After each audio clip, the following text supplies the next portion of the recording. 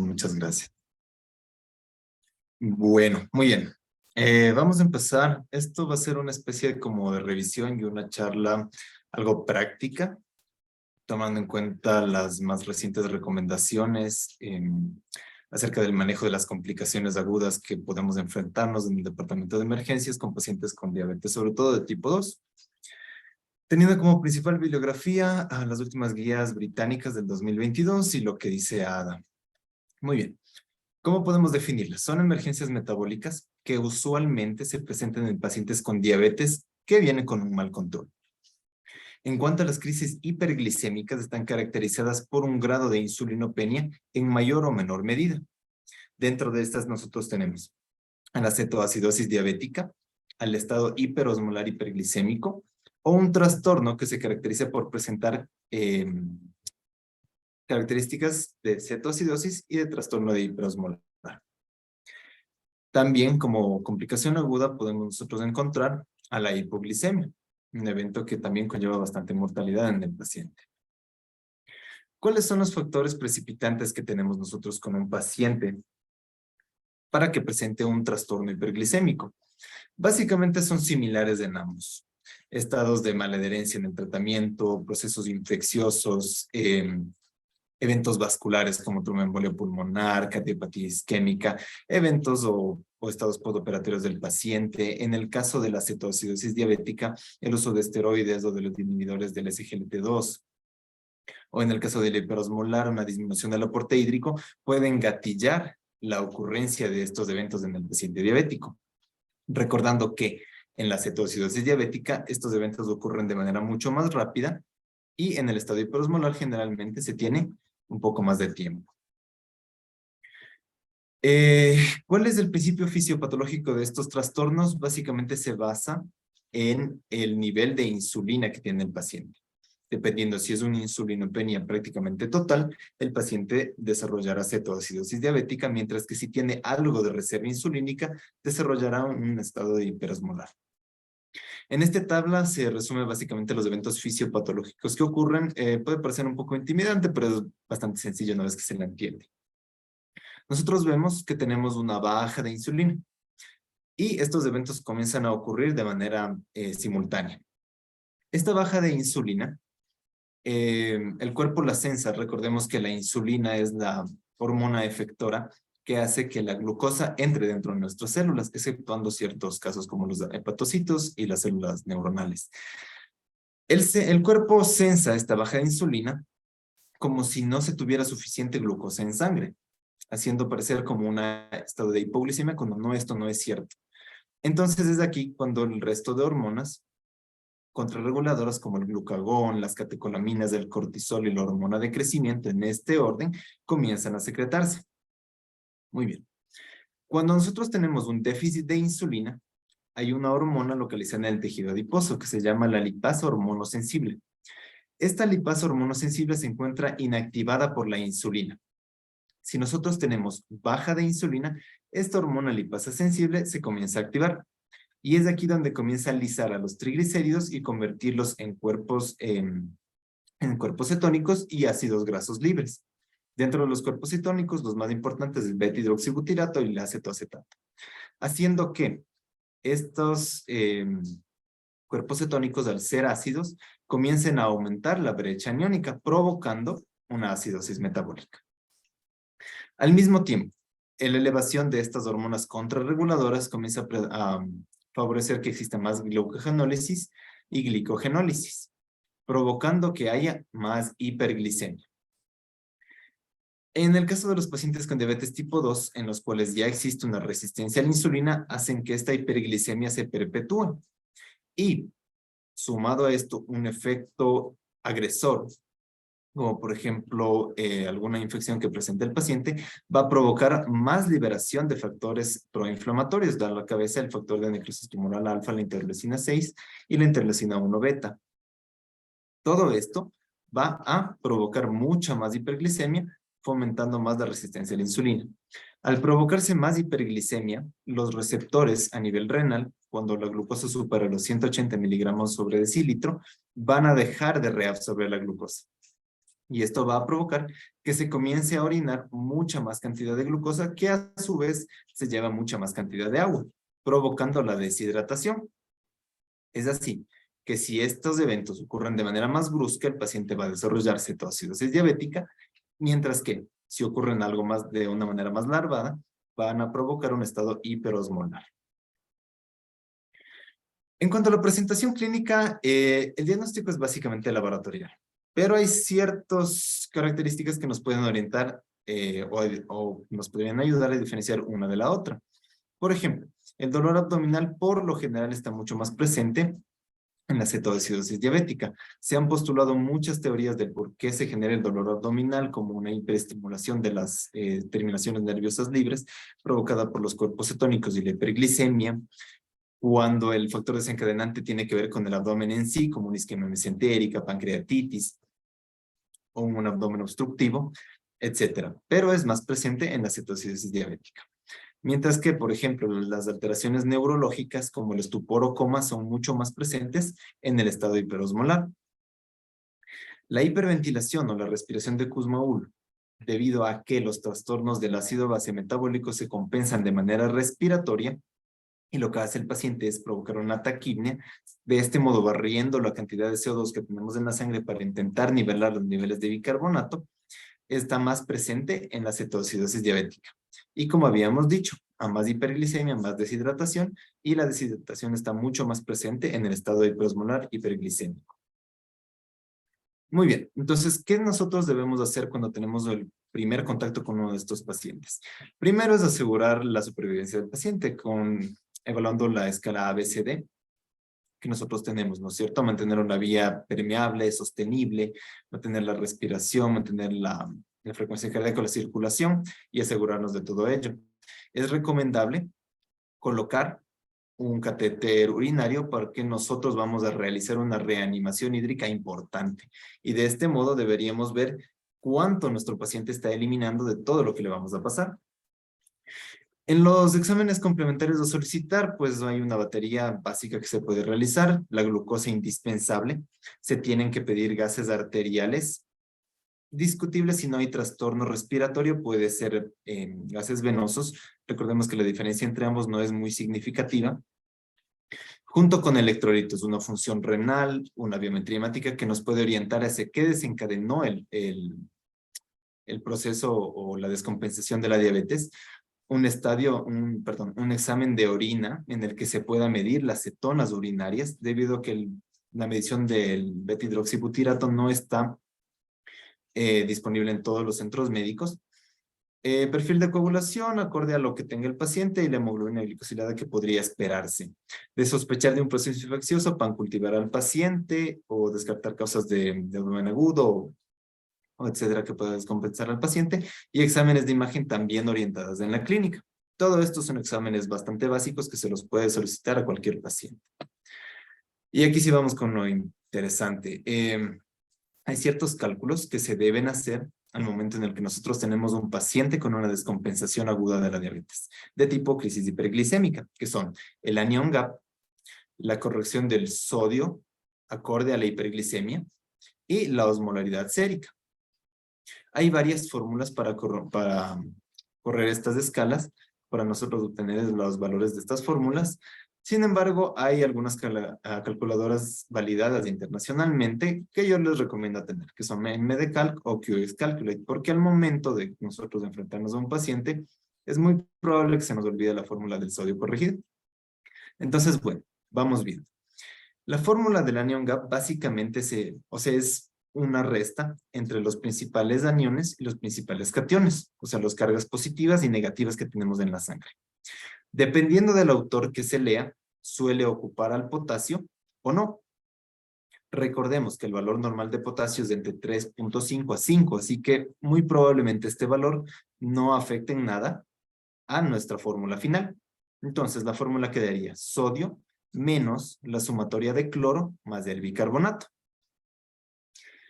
Recordemos que por el efecto de la osmolaridad, del aumento de la osmolaridad en las crisis hiperglicémicas, el sodio tiende a medirse más bajo de lo que realmente está.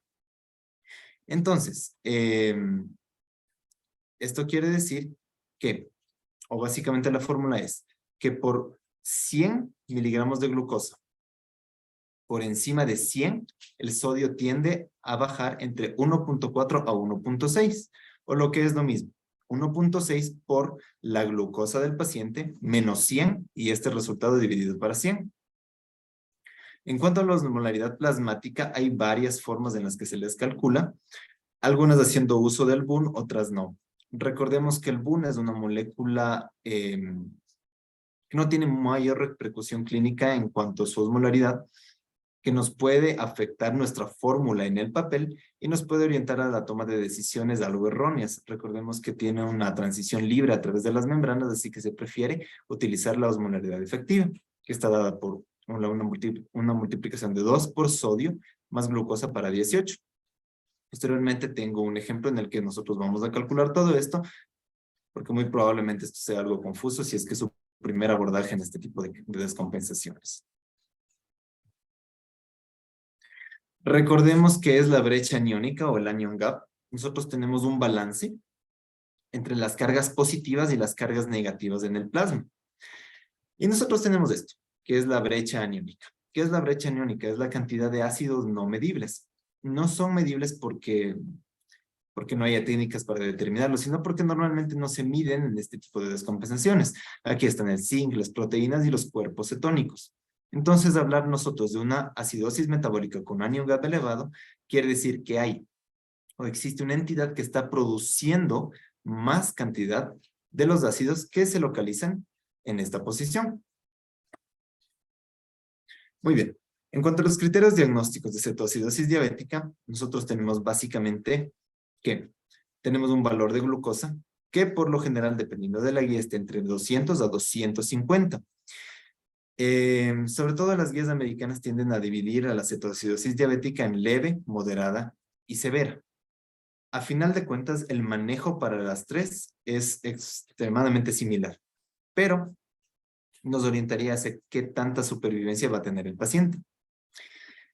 El valor de glucosa en las tres es más de 250. El valor de pH en la leve es de 7.3 a 7.25, en la moderada de 7.24 a 7 y en la severa menos de 7. El valor de bicarbonato en la leve es de 18 a 15, en la moderada es de menos de 15 a 10 y en la severa es menos de 10. La presencia de cetonas es igual en las tres categorías, pero recordando siempre que, al menos si se lo hace con tirilla, que no se recomienda, se debe tener al menos 2 cruces de cetonas. La medición del ácido o del beta-hidroxibutirato es más de 3 en ambas tres categorías. Un examen que quizá no esté disponible en su centro, pero de todos modos se coloca. La osmolaridad va a ser variable y aquí no nos va a representar mayor cosa. El anion gap tiene que ser mayor de 10 en la cetoacidosis leve y más de 2 en la severa y en la moderada.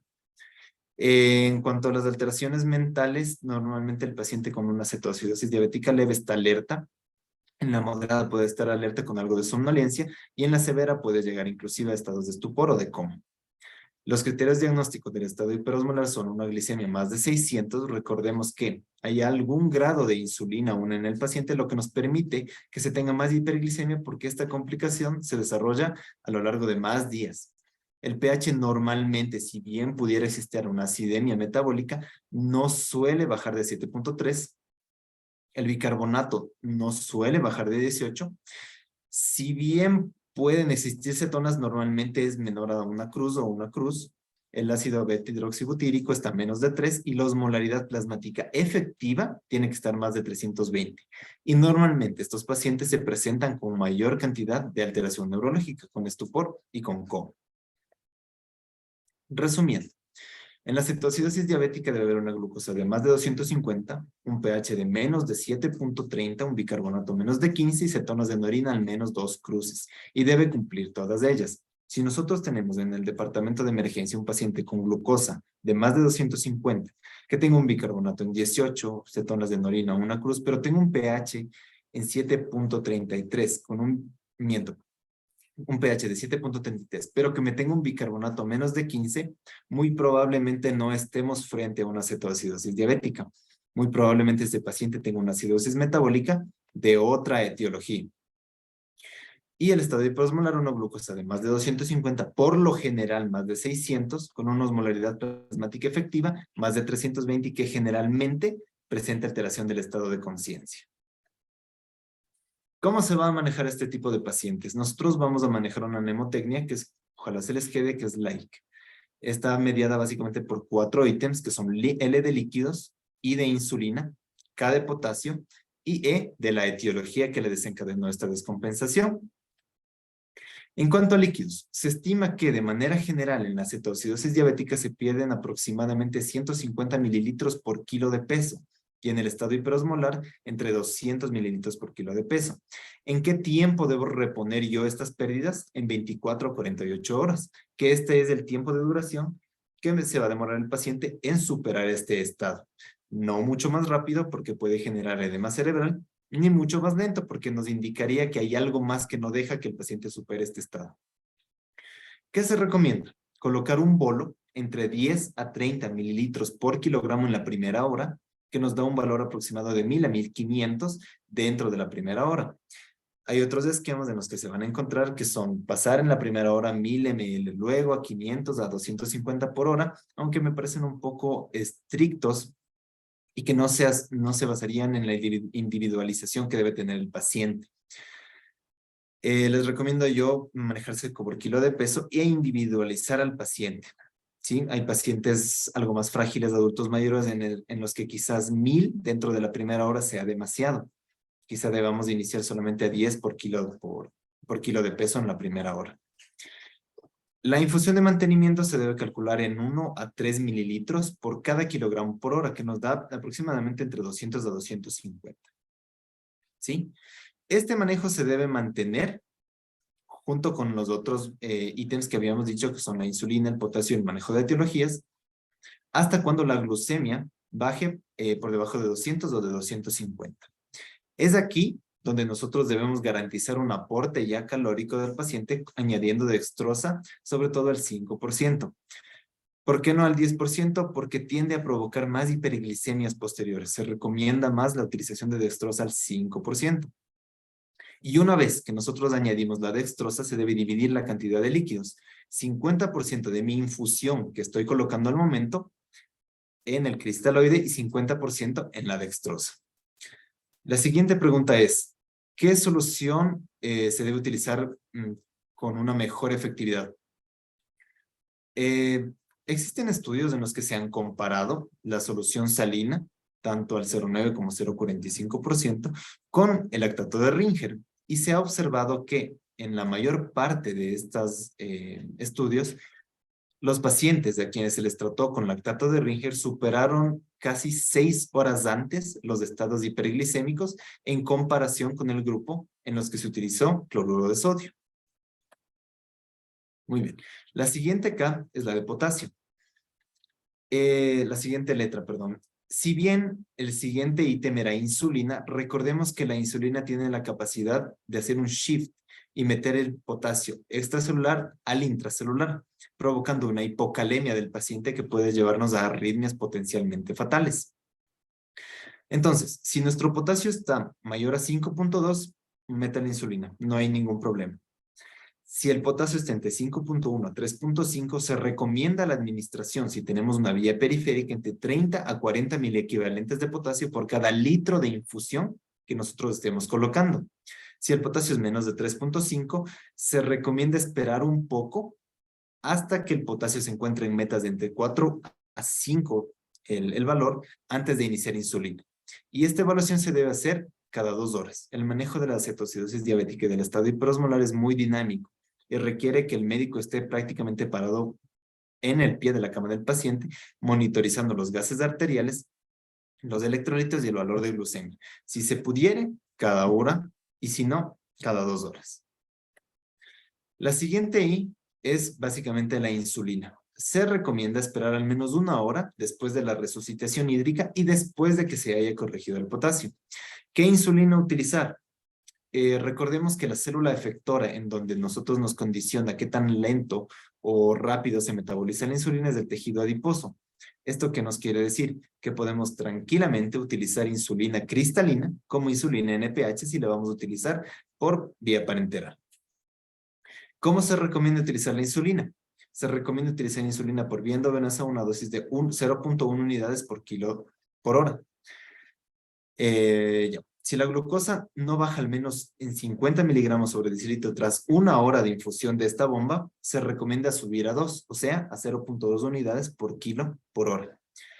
No se recomienda bajar la glucosa en más de 75 miligramos sobre decilitro por hora, puesto que puede existir el riesgo de desarrollar edema cerebral. Y una vez que la glucosa se encuentre en menos de 200, se recomienda, a lo que yo coloqué mi última bomba, que puede ser 0.1 o 0.2, restarle la mitad y administrar, como habíamos dicho, la mitad de infusión con dextrosa y la mitad de infusión con el cristaloide. Una vez que se resuelva mi complicación, y ya vamos a ver nosotros los criterios de resolución, se recomienda colocar el basal, que por lo general está dado por una insulina de acción intermedia, como NPH, o de acción lenta como NPH, o de acción ultralenta, como de Glargina o de Gludec, 2 horas antes de apagar la insulina y cuando el paciente ya haya comido. ¿Por qué? Porque estas insulinas tienden ya a comenzar a actuar a las 2 horas. Entonces, si yo coloco mi basal y le apago inmediatamente mi bomba, voy a provocar que me haga una hiperglicemia de rebote y puede entrar otra vez en un proceso de acidosis. Otra pregunta que va a surgir es, ¿se puede manejar una cetoacidosis diabética con un esquema de insulina subcutáneo si es que yo no tengo una bomba de infusión o no tuviera métodos para controlar de manera parenteral al paciente? Sí, sí se puede, pero siempre y cuando el paciente esté alerta, no tenga una acidosis severa, como por ejemplo menos de 7 de pH o un bicarbonato más de 10, y que el paciente sea capaz de tolerar fluidos por vía oral. ¿Cómo se hace? Se inicia un bolo de insulina. En esta ocasión, si solamente necesitamos rápida o análogos ultra rápidos, puesto que vamos a colocar de manera subcutánea. Un bolo inicial con 0.3 unidades y luego cada 2 horas bolos a menor dosis, que puede ser entre 0.1 o 0.2.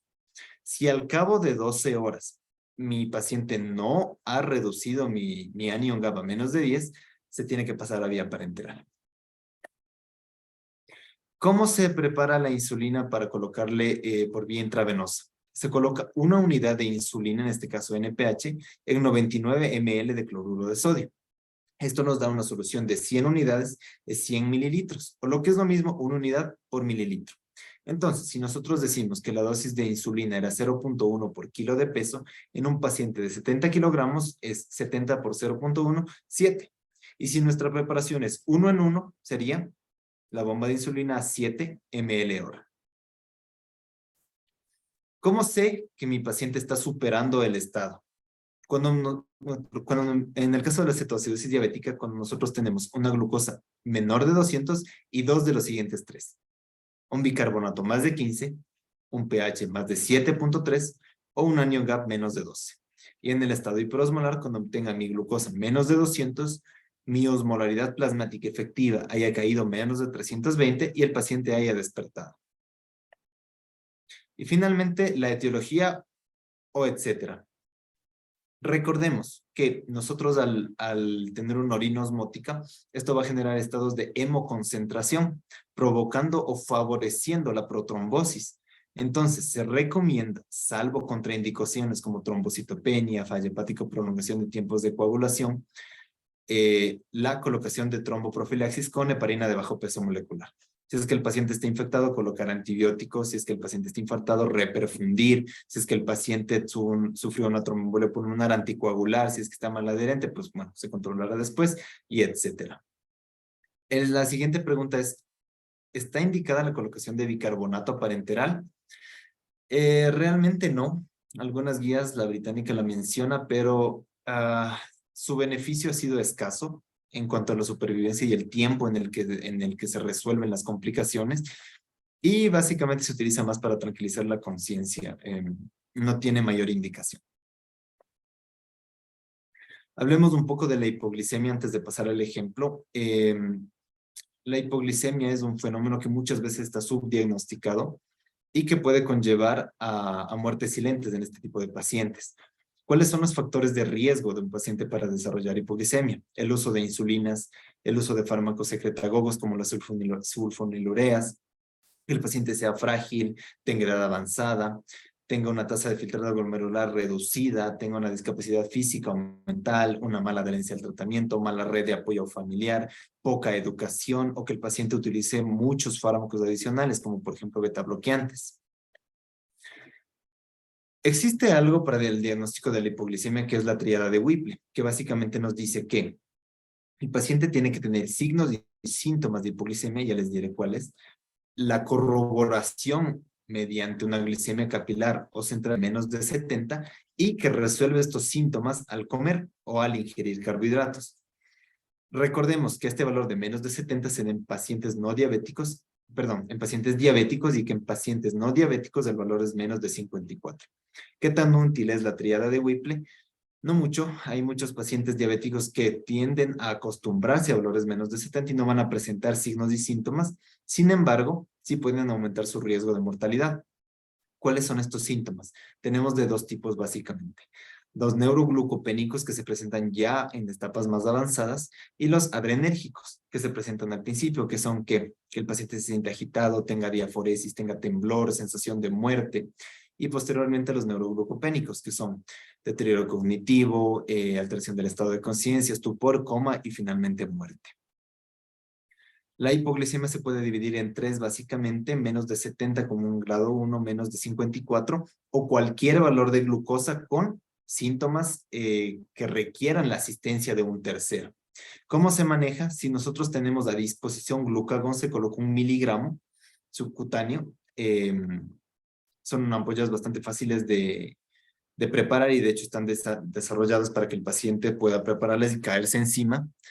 Y esto a lo largo de 5 a 15 minutos tienden a normalizar la glucosa. Después de ello, nosotros deberemos buscar el por qué se produjo la hipoglicemia. Administración conjunta de secretagogos, sobredosis de insulina, falta de ingesta, proceso infeccioso, etc. Si es que el paciente está consciente y no tenemos a disposición nuestra glucagón, nosotros deberíamos hacer la regla de los 15, que es administrar 15 gramos de glucosa y revalorar en 15 minutos. ¿Qué son 15 gramos de glucosa? 1 a 2 cucharadas de miel o un vaso de leche, siempre y cuando el paciente pueda tolerar la vía oral. Si este no es el caso y tenemos a la disposición una vía periférica, deberíamos administrar 150 mililitros de dextrosa en agua al 10% en bolo y revalorar en 15 minutos. Una vez recuperada la glicemia, de nuevo, se debe estudiar el por qué el paciente desarrolló la hipoglicemia. Sobredosis de insulina, procesos infecciosos, administración de secretagogos o que el paciente no haya tenido ingesta. Muy bien. Como es un tema que necesita mucha práctica, que necesita estar en constante práctica en nuestro ejercicio médico, vamos a poner un ejemplo. Muy bien. Tenemos un paciente masculino de 50 años de 70 kilogramos. Sus familiares refieren que desde hace 2 semanas presenta un malestar inespecífico, pero que hace 24 horas presenta un dolor lumbar punzante y posteriormente presenta un deterioro paulatino del estado de alerta hasta llegar a la somnolencia. Como antecedentes de diabético tipo 2 que manejaba una dosis de metformina de 500 al día. Bien, entonces tenemos un paciente diabético que presenta disconfort. Ante todo disconfort en un paciente diabético, lo primero que deberíamos hacer es una glicemia capilar y si tenemos una glicemia central. Muy bien, se hacen los complementarios y el paciente presenta una biometría hemática con 22.000 leucocitos, con 18.000 neutrófilos, no hay anemia, no hay trombocitopenia, su glucosa está en 900, su creatinina está en 0.9, su sodio en 132, su potasio en 2.98 y su cloro en 99.000 equivalentes.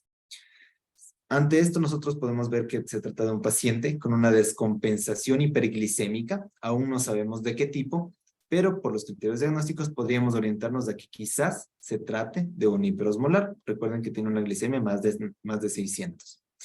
Tiene aparentemente un proceso infeccioso, puesto que presenta una leucocitosis y no tiene mucho más cosa. El sodio tiene una ligera hiponatremia, que ya se verá a futuro, y una hipocalemia.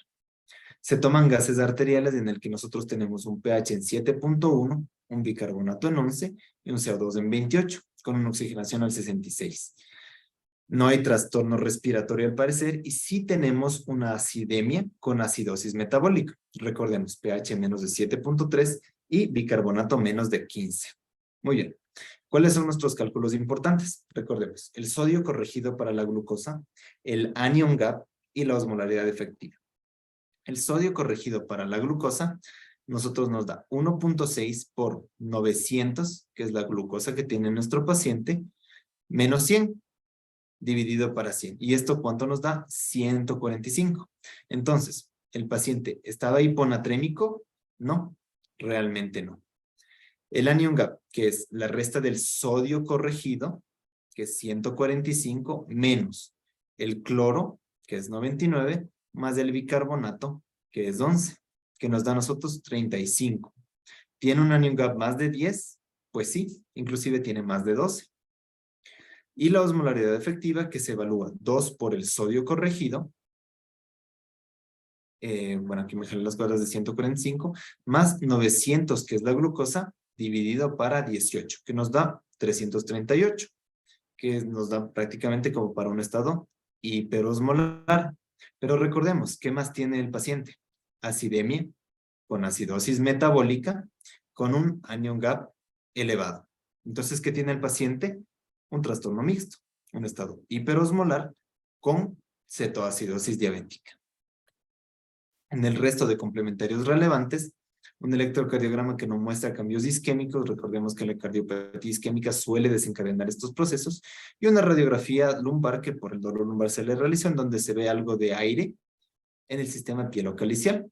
Entonces, básicamente tenemos un paciente con una pielonefritis enfisematosa. ¿Deberíamos considerar antibiótico e inclusive terapia intervencionista? Sí. Y deberíamos considerar tromboprofilaxis. Recordemos que el paciente no tiene trombocitopenia y sí está cursando una descompensación aguda de su diabetes, lo cual podría favorecer a que desarrolle eventos protrombóticos. Muy bien. Vamos a la primera L, el manejo del líquido. Como habíamos dicho, que se coloca un bolo entre 10 a 30 mililitros por kilogramo en una hora. Es un paciente que bordea los 50 años, no es frágil y su tasa de filtrado glomerular es adecuada. Entonces vamos a tener nosotros que el déficit de agua del paciente es básicamente 14 litros o 14,000 mililitros, los cuales deberemos reponerle a lo largo de 24 a 48 horas. Bien, nuestro primer bolo de lactato sería 20. Hemos tomado una dosis intermedia. Podríamos hacerlo con 30 tranquilamente. Siempre procurando ser algo prudentes en cuanto a la sobrehidratación del paciente. Hemos tomado un bolo de 20 por 70 que nos da 1400.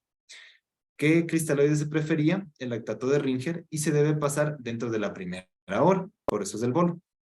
Y después, el mantenimiento que habíamos nosotros quedado, que podría ser a 2 mililitros por el peso, que nos da más o menos a 140 mililitros por hora. Entonces, ¿cómo nos queda? Lactato de Ringer, pasar intravenoso a 140 mililitros hora. En nuestra prescripción del bolo nos quedaba lactato de Ringer, pasar intravenoso 1400 mililitros en una hora. Mientras que la dosis de mantenimiento sería lactato de Ringer, pasar intravenoso a 140 mililitros hora. Siempre valorando cada 2 horas de electrolitos, gases, que pueden ser venosos, y glucometría del paciente. La siguiente era potasio. Recuerden, si tenemos un potasio de más de 5.2, meta la insulina sin miedo. Si tenemos un potasio entre 5.1 y 3.5, espere un ratito hasta tener un potasio entre 4 a 5. Y si tenemos un potasio de menos 3.5, espere un poco. Entonces, ¿cuál era el potasio de nuestro paciente? 2.98. ¿Qué deberíamos hacer? Esperar un poco más. Con la terapia hídrica, basta de momento, ¿sí? Se difiere la insulinoterapia al menos 1 hora y se repone el potasio. ¿Cómo habíamos quedado? Aproximadamente 30 a 40 mil equivalentes por vía periférica por cada 1000 de infusión que nosotros deseamos colocar. ¿Cómo queda nuestra indicación ahora? Recordemos que el bolo, pues ya se lo pasó, ¿no es cierto? Muy probablemente ese momento no tengamos el valor de potasio, así que el bolo, si es que tienen, con 30 mil equivalentes de potasio, y si no, el bolo solo. ¿Cómo queda nuestra indicación de infusión? Serían lactato de Ringer, 1000 mililitros más 30 mil equivalentes de cloruro de potasio, pasar intravenoso a 140 mililitros por hora.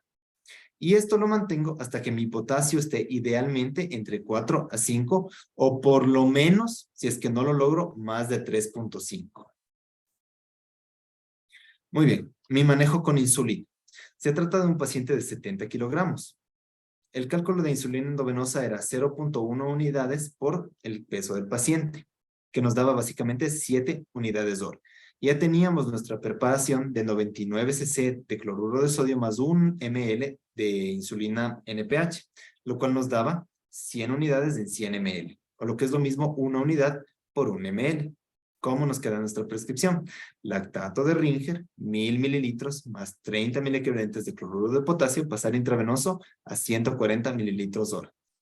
Y insulina NPH, 1 mililitro más 99 mililitros de cloruro de sodio, el 0.9%, pasar intravenoso a 7 mililitros hora. Muy bien. Vamos a hacer un caso algo utópico y supongamos que al paciente le fue muy bien, no presentó más hiperglicemias y con su bomba calculada 0.1, él logró superar su cuadro.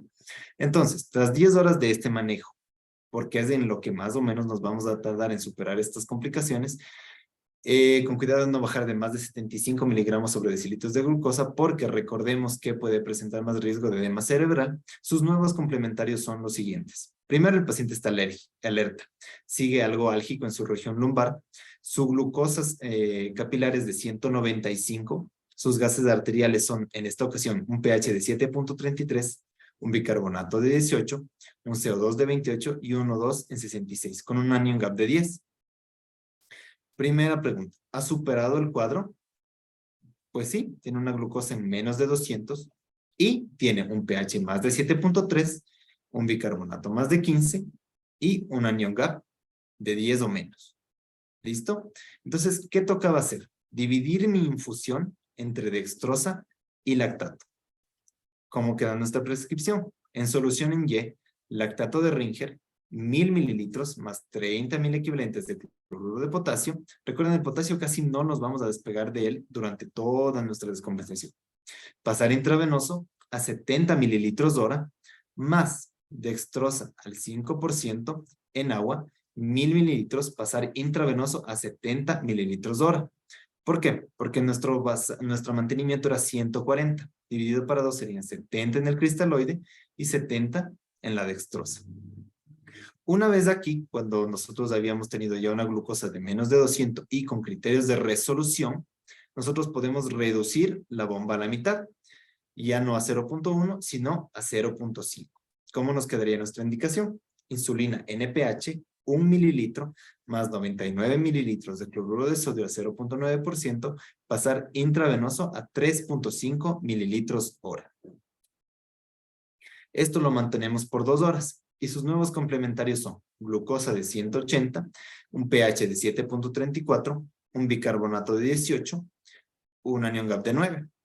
Como habíamos dicho, glucosa menos de 200, pH más de 7.3, un bicarbonato más de 15 y un anion gap menos de 10. Ha resuelto su cuadro, ¿no es cierto? El paciente ya está despierto.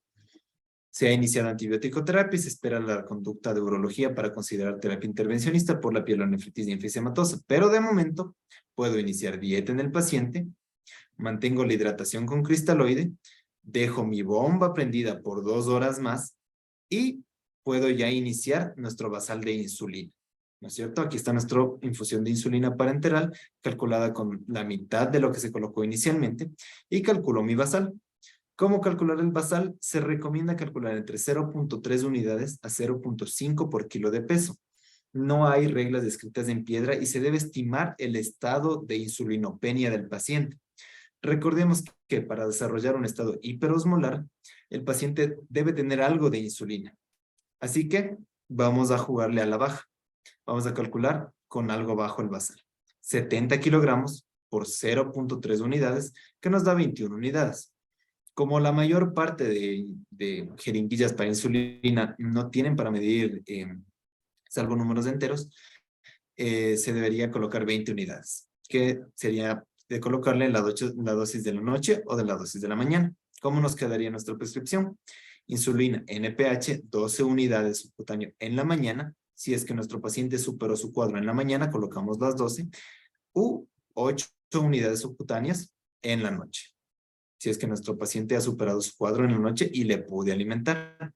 ¿Qué pasa si mi paciente no puede comer todavía? Es prudente mantener la bomba a lo más bajo que se pueda, 0.5, 0.25, y no iniciar el basal hasta que coma. Mantener el aporte calórico con dextrosa parenteral.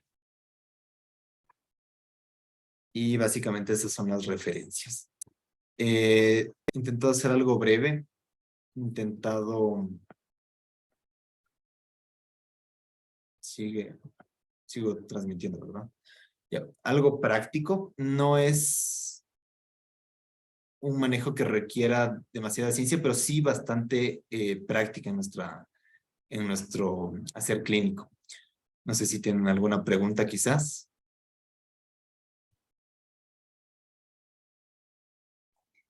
Parece que no hay ninguna pregunta, doctor, pero muchísimas gracias por haber... no, espere, tenemos una. Ah, le dicen que excelente presentación. Muchísimas Ah, gracias, doctor, a muchas usted. gracias. Voy a parar la... detener la grabación.